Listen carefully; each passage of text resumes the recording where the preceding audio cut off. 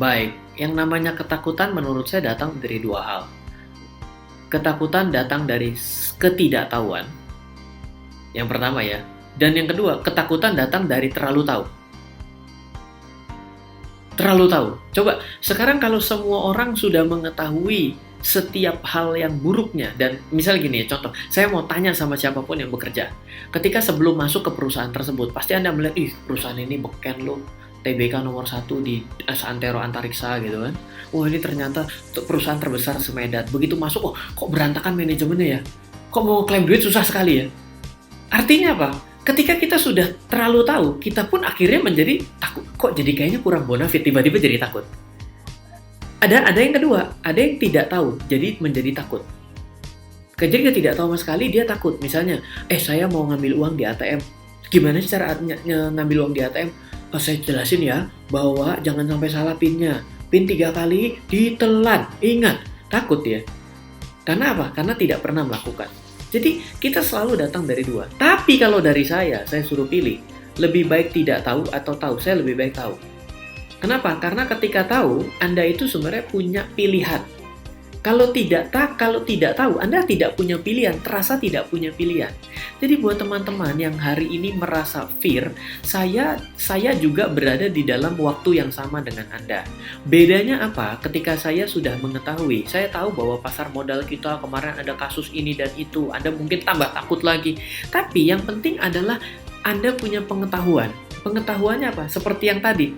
Coba, data pasar dari tahun 90. Siapa yang tidak bisa melihat? Tapi kenapa tidak ada yang mempresentasikan seperti yang saya kemukakan 3 step yang tadi?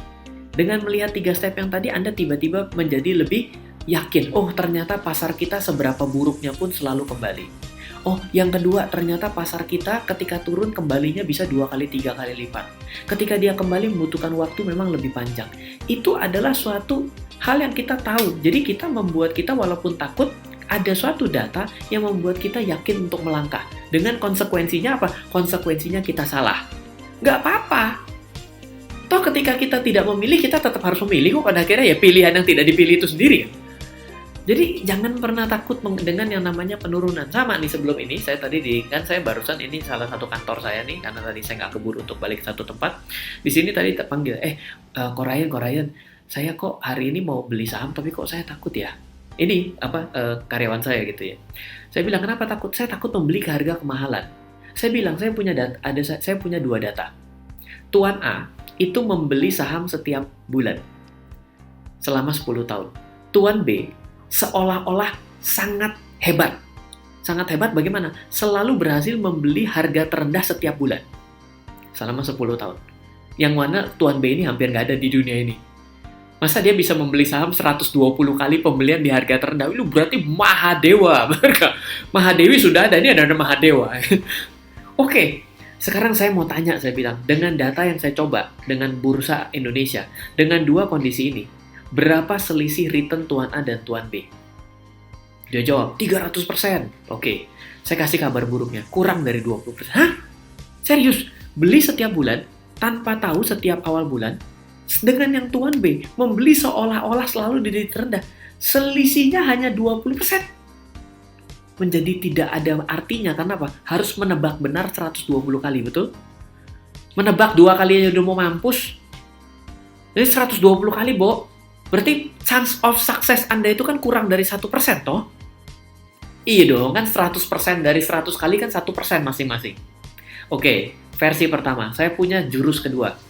Jurus kedua, ada orang yang sangat takut untuk untungnya hilang.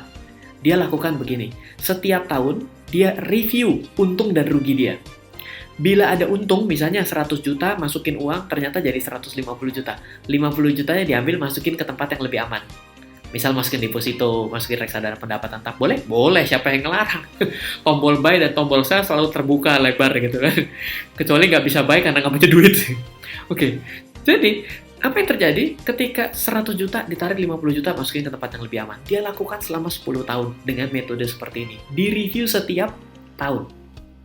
Pertanyaannya saya ulang. Ada orang pertama yang selalu membeli setiap bulan. Orang kedua, di 1 tahun, bener sih dia tetap beli, tapi untungnya dipindahin. Namanya protect your profit. Anda bisa baca juga metode ini di buku saya, judulnya Passive Income Strategy. Jadi, yang terjadi adalah, saya mau tanya lagi, kira-kira di tahun ke-10, siapa yang untung? Lebih besar? Dan yang kedua, kalau memang lebih besar, berapa selisihnya? Pasti ada yang bilang 100%. Kan yang namanya profit bisa diuntung. Pasar gojlak, dipindahin. Lebih untung. Oke, sekarang cuma tanya gampang aja. Siapa yang lebih? Jawabannya memang yang memproteksi keuntungannya lebih besar untungnya.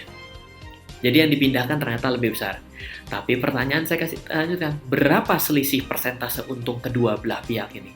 Jawabannya juga sama, kurang dari 20%. Jadi tiba-tiba ngerasa malas melakukan.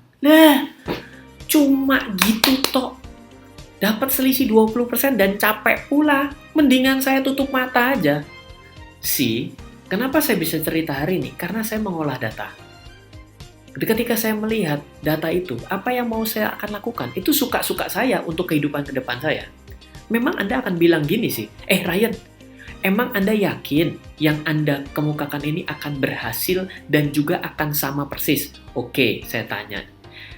Siapa yang bisa jamin dengan setiap hari hidup sehat, tidak ngerokok, selalu makan 4 sehat 5 sempurna, umurnya lebih panjang sampai ngerokok setiap hari dan selalu makan junk food? Ayo, siapa yang berani jamin?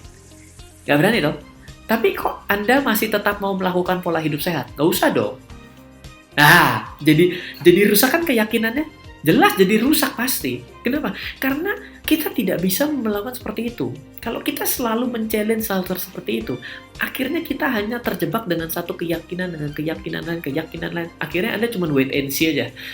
Begitu naik, sayang, saya nggak beli. Begitu turun, tuh kan, gua bilang.